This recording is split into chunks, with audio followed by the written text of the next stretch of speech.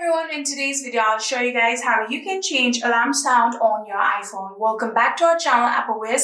So let's dive right into it. So the first thing that you have to do is simply open your clock application on your phone, and after doing that, here you can see these are my current alarms. If you want to change the alarm sound to these already existed alarms, so you can simply just tap on the alarm that you want to change the sound of like this. And here you can see there is the option of sound right here. So if you tap on it, currently here you can see this is the selected sound. I can scroll down and get a lot of different options. So you can simply just tap on any of the options like this one.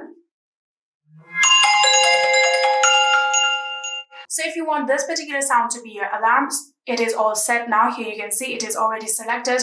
Now you can go back and simply tap on save right here.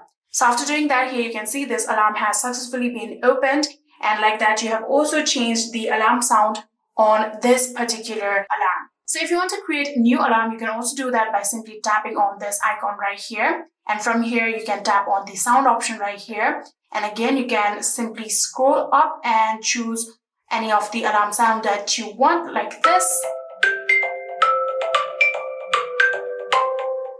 And then again, tap on back. And after doing that, here you can set your alarm. For example, I want this 1:30.